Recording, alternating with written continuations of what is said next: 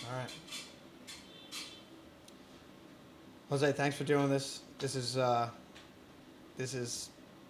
amazing that you let us into your home and talk to you today. We're with José Cuas from the Kansas City Royals. Probably the biggest feel-good story out of the MLB since John Lester, I would have to say.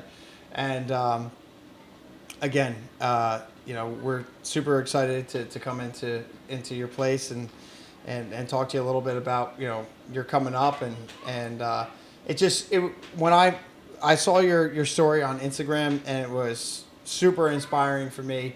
And on this show, Long Shots, we talk about people who have overcome some adversity, persevered through some like really challenging times, while pursuing their dream goal or whatever it is, and then people are just like celebrating. We celebrate that there. People living in their passion, and it's exactly what you've done. It's coming out of Maryland, right? And going through you came up through the Brewers, right? You were drafted in the 11th round by the Brewers, and so was like, talk to us a little bit about baseball. Has it always been like your whole life coming up through as a little kid? Well, first of all, thank you guys for the interview. Thank you for the time. Thank you, man. It's a blessing to be on another podcast. Yeah. But yeah, baseball is something since young, something I grew love for, and I grew up going to Yankee Stadium with my dad to watch games, and my dream was always to be like Derek Jeter. That's the guy I looked up to, my role model. Right. And as the years went on and I got older and I started getting some looks by pro scouts and colleges, the dream started becoming more of a reality for me. Mm-hmm.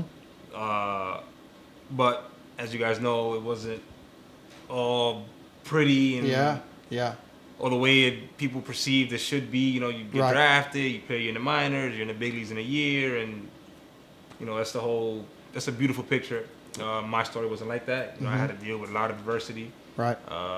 But I persevered, and I give thanks to not only my family, but my brother who pushed me, who pretty much didn't let me quit. Right. I feel like I have a very strong support system. It's important. And my fiance and my kids, It's great. So it's been amazing. Yeah, it's beautiful. I think a lot of us, without the support of like loved ones and just some, the general, the acquaintances, I think for me, I think I maybe would have given up, because, again, like by you, you're kind of giving me a shot, by doing this interview. Again, like inspiring stories like this are like people that I pursue because like those stories light me up, and it makes this interview, that much easier, because coming into your home, you're a pro ball player, like I naturally, I'm like, my head starts to tell me that like you don't belong here. You know what I mean? Like you should just stay doing what you're doing. Like I love the place that I work at. This cafe down in New Jersey, Capsize Cafe, and life is good there. But there's always there's something that within me that is still like driving me, and I'm sure that you share that same thing. If you could just talk to me a little bit about like those days where so you get let go from the Brewers. What's your thought process right then? Oh well, I had to tell my agent, listen, if I don't sign with an affiliate ball team within a week, I was done. My son had just been born, so now I'm thinking about how am I going to provide for my family. And then we got the call about the independent ball team, Long Island Ducks, which I at first didn't want to do. Tell my agent, if it's not affiliate ball, right? To me, independent ball was so long. It was a long shot to get back into pro ball. Right. But something told me, look at the roster. Check the roster and see who's in that league. Yeah. And I saw some big names. K-Rod, Fernando Abad, Diana Navarro, a lot of big league veterans who were in that league. And, talking it over with my brother, he's like, hey, give it a shot. There's some big names there. You never know what you can learn or what help you can get from that league. Yep. And I went ahead and signed with them. It was a 10-day contract. No kidding. 10-day contract. I pitched the same day I got there. Went well. They extended my contract for the rest of the season. And the amount of information I received from those guys was unbelievable. You know, they pretty much revived my career from a mental side, just Okay. because after being released, you don't think you have a shot at Right. reaching the big leagues. Yeah. But then hearing feedback from guys like Francisco Rodriguez, who's pretty much like my mentor in that league, you know, him telling me, hey, you have a big league arm. And I'm like, hold on, are you saying it just to make me feel good? Right. This is real. And right. I knew it was real because of how much work he put in with me every day. So he was there watching me throw bullpens. He was there teaching me grips and giving me sights as to where to throw the baseball. And that pretty much motivated me to keep going. Hey, if a guy like K-Rod is telling you have a big league arm, then you must have a big league arm. So let's go and see what happens. So I went to Winter Ball after that season, ended September. I went to Winter Ball, thought I would have a shot to keep showcasing my skills in front of big league teams. And doors were shut out there. You know, I didn't get the chance that year. And I was like, okay, well, all that drive, all that motivation I had just fell through the cracks at that point. Yeah. That's when I started working with FedEx. Okay. And I worked there, I want to say October to mid-January. And at first, it was I'm just working FedEx. I'm done. Like I'm done with this baseball stuff. Like it didn't work out. Yep. And my brother, once again, was there. He's like, listen, with everything you learned with the Ducks from these guys, let's give it a shot. You know, we can't give up now that we have that much information. How much convincing did that take? Were you over it at that point? I was over it. I was just a long journey, and just doors just kept closing on me and closing on me. Like I felt like it was just there was no shot at reaching. I was as far as possible from the big leagues as I could possibly be. Yeah. And my brother convinced me, hey, let's give it a shot. Let's work as hard as we can every single day. Meanwhile, I'm working at FedEx. So let's work as hard as we can every single day. And let's see where it takes us. And, you know, I would work. I'd get up at 6 in the morning.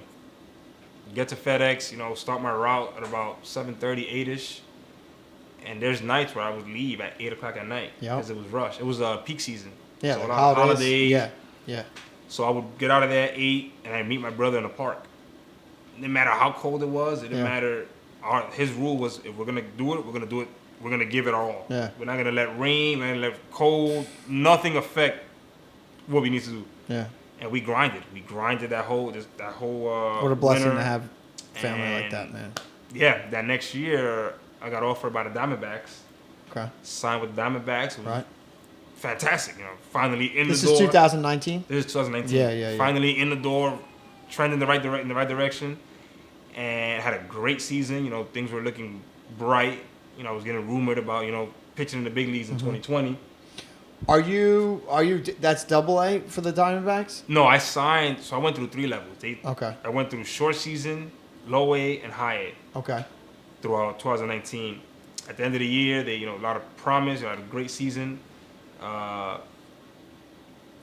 They promised. They pretty much mentioned, you know, big leagues was in the future for 2020. Yeah. So I came back in the off season positive. I just trained my brother again. You know. We're right there. I feel like we're at the doorstep. And then COVID happens. And during COVID, they released me.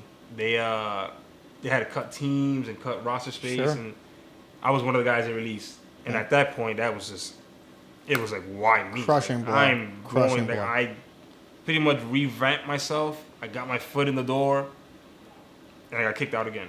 Yeah. And I'm like, all right, that's it. I'm done. That's it. I can't do it. And my daughter was born. I'm like, okay, this is it. Like, well, my wife, she was pregnant, actually. My daughter was born in 2021. Okay. But it was just crushing, and I just felt defeated. Like, I felt like I didn't have anything left in me to keep pushing already. Like, it was just, it was tough. So is there a feeling, though, that, like, where being a father is just like, you know, I'm a dad. I have a kid on the way. I already have a son. Like, you know, like, this is good enough.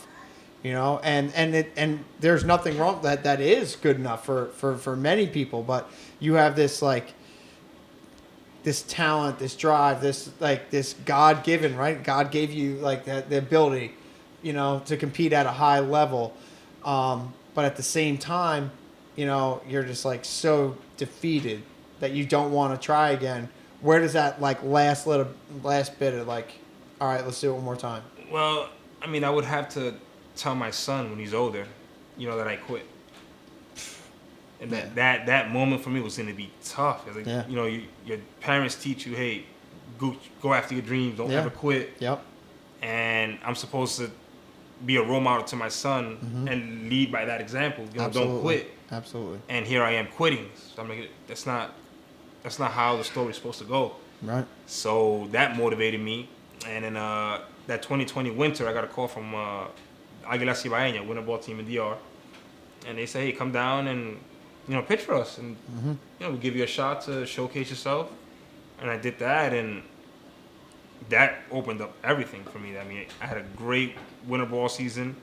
Love from teams. Teams were calling my agent. Hey, we're interested in this guy. I had a great...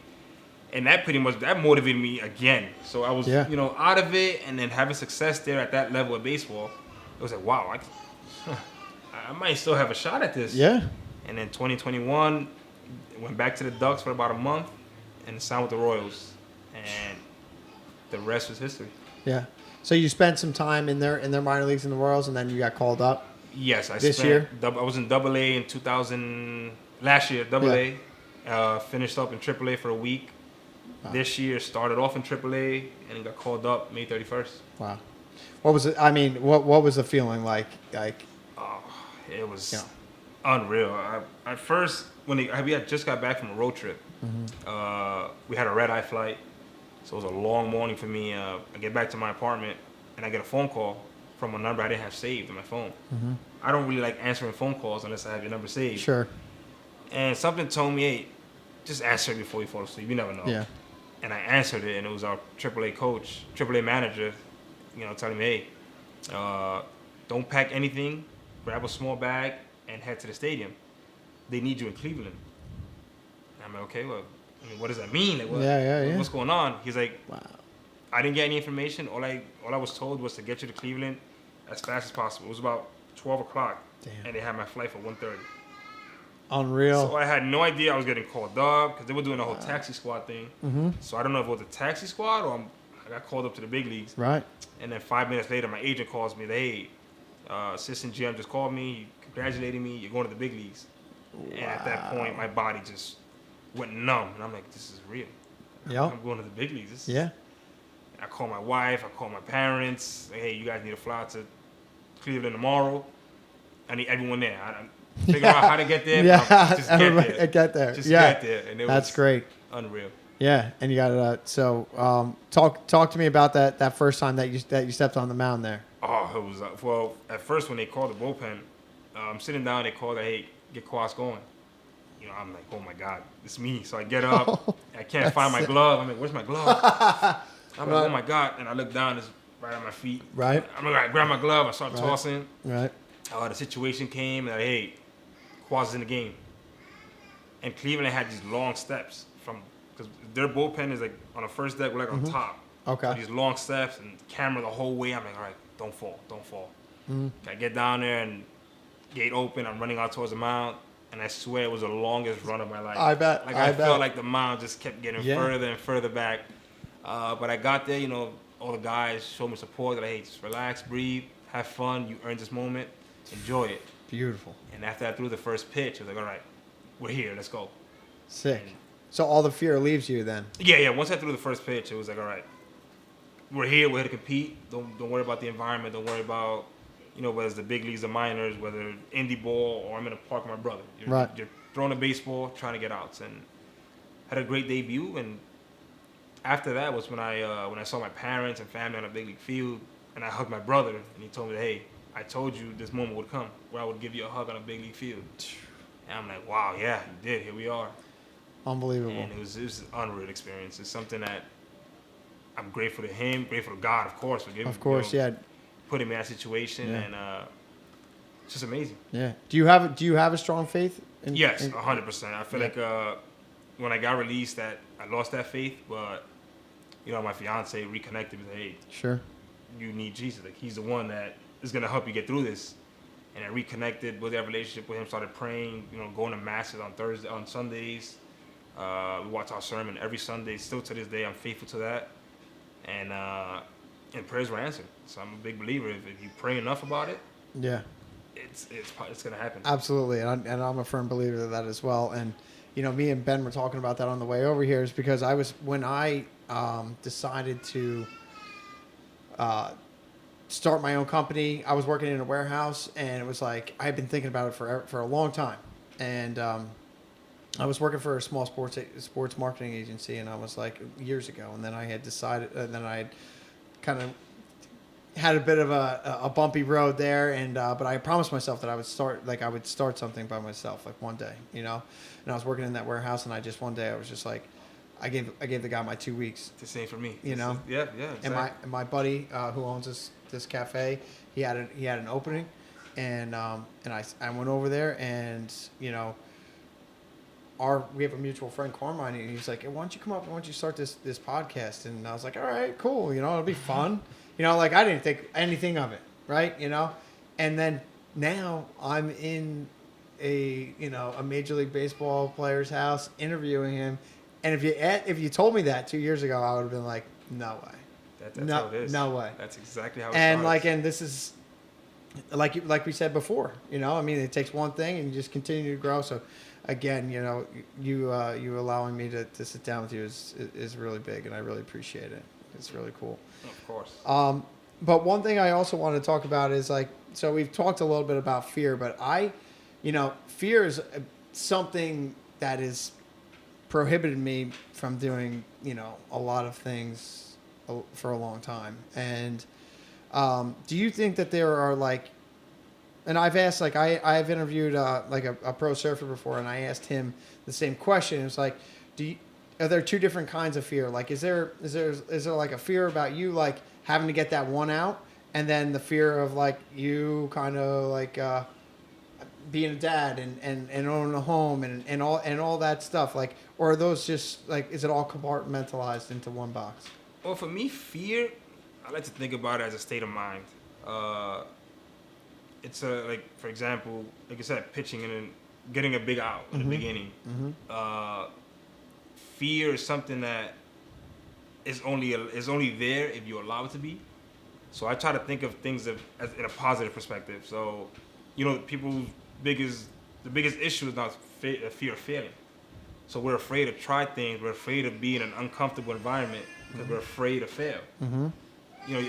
I reached a point where I've failed so much that I'm not afraid of failing anymore. Yeah, I agree. So it's failure is not... Yeah. I don't shoot to fail, but failure is not something I'm afraid of. Yeah. So I'm able to, try different things and go down different roads that might lead me to where I need to be. Yeah. So for me, training after FedEx in that park with one light, it may seem like I'm setting myself up for failure because I'm in the dark, someone can get hurt, but in my mind, I'm not afraid to fail. Yeah. So I'm okay with being in an uncomfortable situation because I'll find my way out of it because I'm not afraid of that fear. I don't have that fear in me. I don't have that, for me, I like to think about it, I have that New York mentality that I'm not afraid of anything. Mm-hmm. So even though I may be afraid, I don't act like it. Yeah. So I don't let that fear take over what my body's doing. So on that mound, even though I might be not afraid, but pressured in a situation, right. I don't let that pressure affect how my body reacts. Right. So my body knows, I still have to make this pitch. And I'm not thinking about the fear. I'm thinking about making that pitch. Yep. So fear is a word I don't even use it in my vocabulary. I don't think about fear. I think about it being in an uncomfortable situation. And in baseball, not only baseball, in life, you have to pretty much learn how to be comfortable in an uncomfortable situation. Because you're going down different roads that you've never been before. Yep. You don't know what to expect. You may think, hey, this is the right way to go. And you go down that road and it's not. Yep. But you're afraid to go down the right road because you're afraid of that not working. Yeah. So all the sweeter things are on the other side of the adversity, the challenge. The easier road is more comfortable. Yeah. 100%. Right. You know what I mean? It would have been easier for you to kind of sit back, work at FedEx, get them good hours, get the 401k, all that stuff. Exactly. But I mean, what are you supposed to do with everything that's inside you? I would have had to live with that the rest of my life. I didn't really I gave myself a shot, but I didn't give myself the legit shot to reach the big leagues. I had to like I said, be uncomfortable. Right. I had to go through uncomfortable things, training at 8 o'clock at night, going to bed at 10, 11 o'clock at night to be up at 6 to go to work again at FedEx, and day in and day out. Yep. It's not something that is comfortable. It's not something that, it's easy to do. It was tough. It was something that, there was nights or mornings where I woke up, I'm like, no, I can't do this no more. This is, like, my body's drained. But then again, I had that goal, and it was to reach the big leagues. It didn't matter how, didn't matter which route I took, I had to take. My goal was to get to the big leagues, and wherever I was led, that's where I was going. Now, are you telling people what you're doing at this time, or are you keeping it close to your heart? No, I'm open about it. Yeah, like when you were working at FedEx, were you like, yeah, this is I'm training to go back to the big leagues, and like people already knew that you were in the minors, so they were like encouraging, right? It wasn't like, oh yeah, right, like yeah, you'll get back. People knew. I mean, I didn't really like to talk much about baseball there, but they knew who I was. They knew that I played professional baseball. Some of them, I would say, I'm working to get to the big leagues. I'm trying to get back. Some of them were like, oh yeah, hey, keep doing it. Right. Others were like, oh yeah, whatever. Right. Trying to reach the big league or whatever.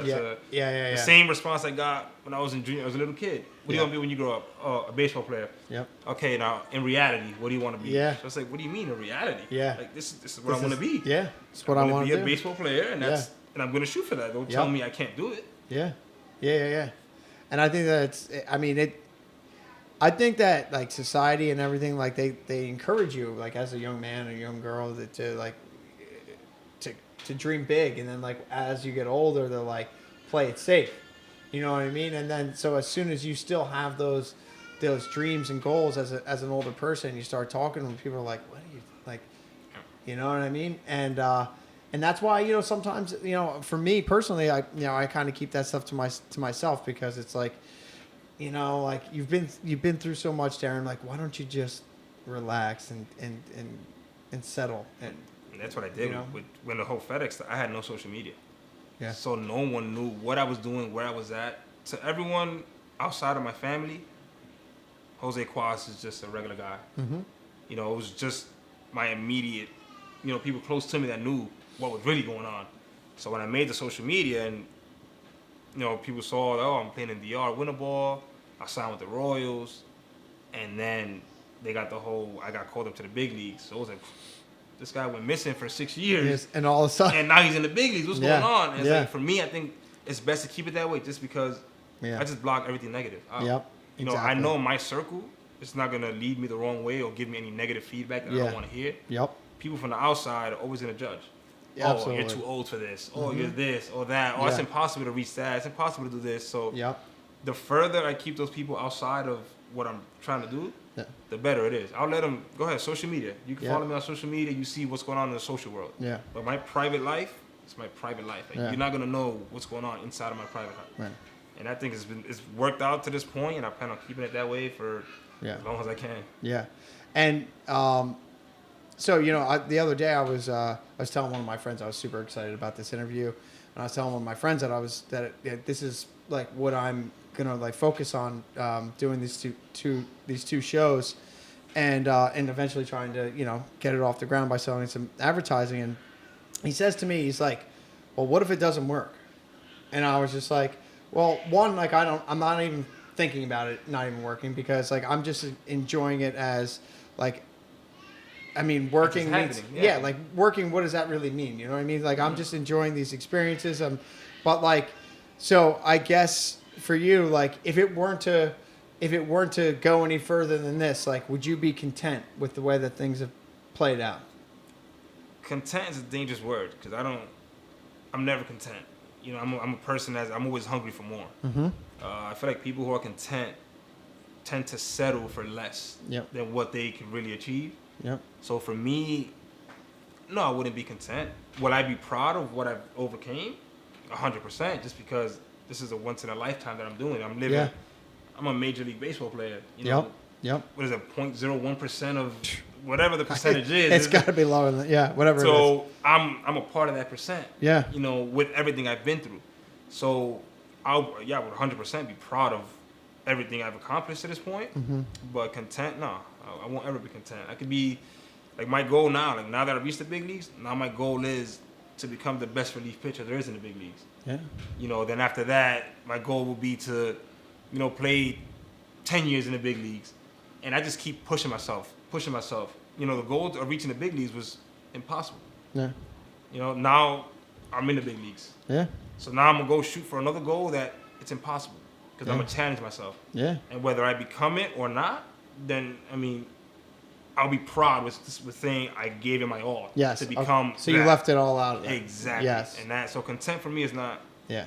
It's not a word. I'm never content with anything. That's great. It's great to hear. Now, are you looking to, what was I going to say? So as a pro now, are you looking to stay, like away from, the Winter League balls and all that stuff? They shut you down? And... Yeah, well, the Royals shut me down. I don't know if I'll have their permission to go pitch this year in winter ball just because it was a long season for me. I've been pitching a couple years. It's the longest season I've had, and at the big league level. So they required rest, and also to get ready for next season. It's going to be a season where, I hope to pitch in 70 games, so it's something I'm preparing for now. I started my workout programs and making sure I'm taking care of my body so my body can withstand that long season of 162 games. Yeah. But if I do get the permission, I would like to go out there and just show my face. It's a team that opened up these doors for me out here. Just to show how grateful I am for the opportunity they gave me. And also work on some things I got to work on. Yeah. Yeah. Talk to us a little bit about stepping out on Yankees, out on the hill in Yankee Stadium as a player. It was crazy. I try to keep my emotions calm, but I knew exactly what was going on. Throughout that weekend, I had over 300 people there. Wow. And that night I pitched, I want to say about 150 that I knew, plus people that went that I didn't know of that were going. So I'm warming up. I'm trying to just keep my emotions in control, trying to stay calm and just say to myself, it's just another game. It's just another game. Just another game. Yep. I got the call to come in the game and warming up. It was like, oh my God. Hey, my legs, I couldn't feel them. I'm like, oh my God, here we go. Come on, just relax. Then my fans, my families and family friends are all yelling my name. And I heard the yelling clearly. Like I heard it clear. I'm like, wow. So I get on the mound and, I get through the inning. Carpenter hit a ground ball off of my foot. I saw, yeah. Yeah, he hit a single off my foot, double off my foot.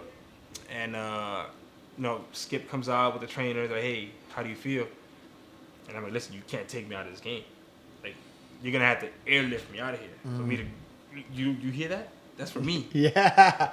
And adrenaline didn't let me feel the pain. Yeah. So I went in, I finished the inning. I think LeMahieu got him to pop out to right field. And I'm walking off. As I'm walking off, people are just going nuts. And I'm like, wow. And then Skip gave me a big hug and said, hey, this is amazing. I'm so happy to be part of this. Wow. And I get inside the clubhouse and I sat there for a couple minutes just soaking it all in. Like, I just pitched in Yankee Stadium. Hell yeah. And I went to get back up. And I'm like, oh, my foot. I'm like, this foot hurts. And I'm like, oh, man. So I got some work done. But, overall, just an unreal experience. Being able to see my family after the game. Security brought them down. And he's like, listen, I've never seen this before. This many people in a section. I've never, in all my years of working here, I'm like, yes. I'm from here. And I'm, first time in the big leagues. Yeah. And, my support system is strong. It's something I'm grateful for. Yeah. Amazing. So, what's on tap for the off season for you? Well, training right now. I started my workout program now. Obviously, want to spend some time with the family, my kids. Of course.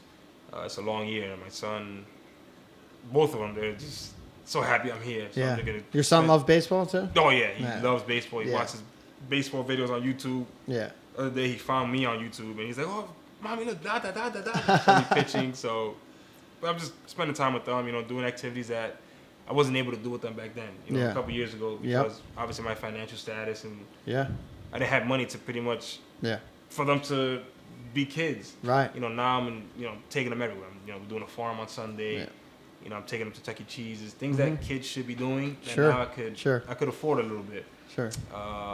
And then probably take a vacation with take a vacation with them before spring training, just to get out of this environment of New York and go out and just relax for a weekend and do whatever we want to do.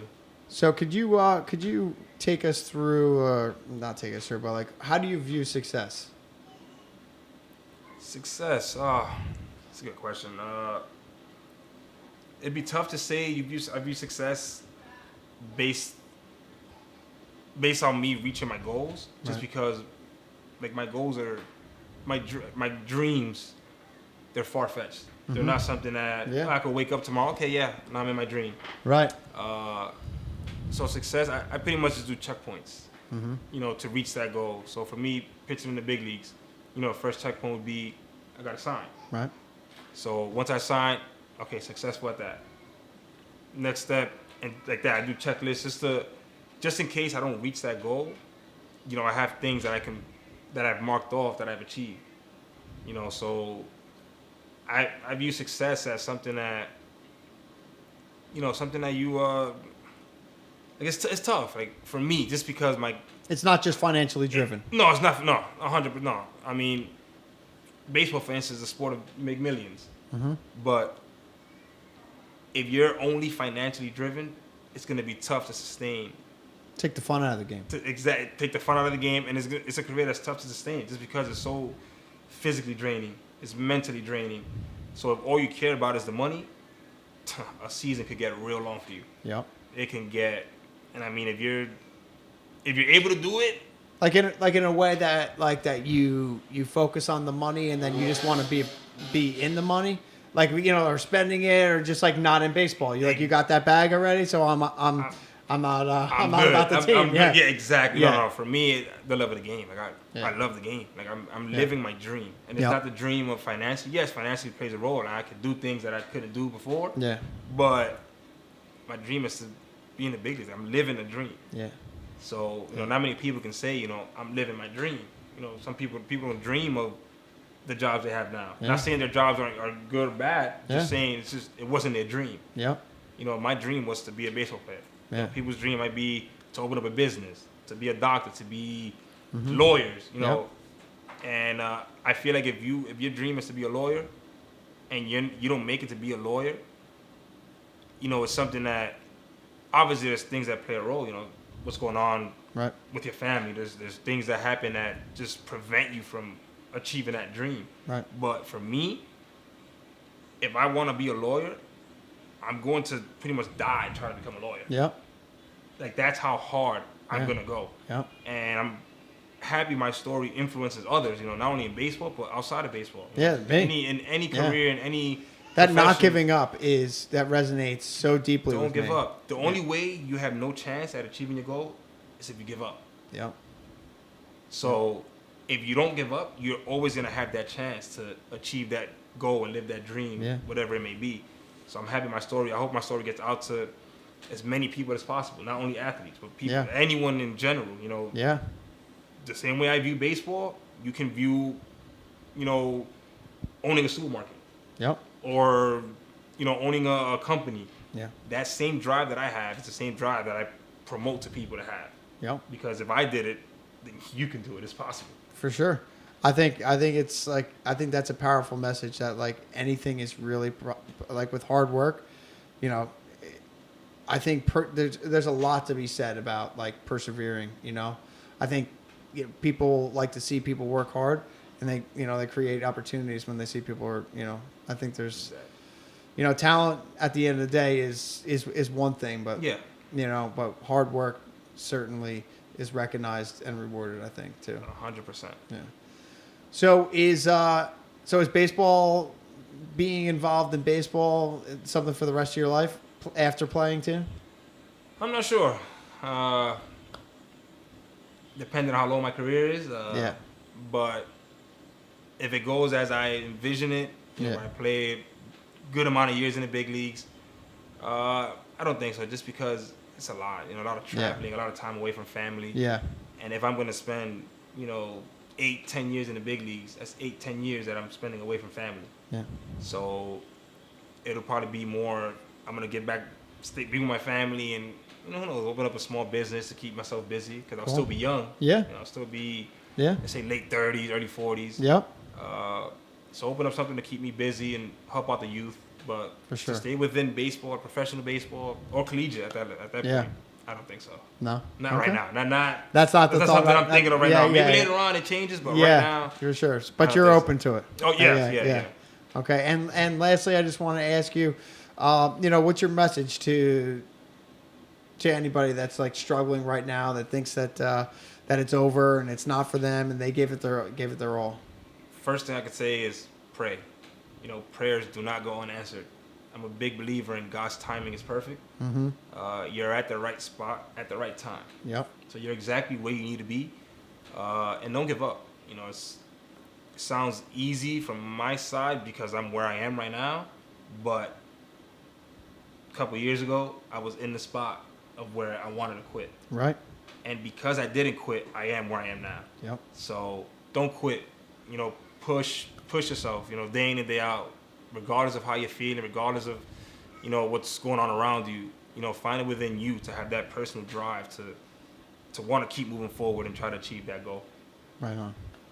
Well, again, man, thank you so much. Yep. Thank you, bro. Thank I really you. appreciate your time and inviting us in here. And yeah, we'll be in touch. Sounds good. All right, Thank you. man. Thank you, brother. Alrighty. All right, cool.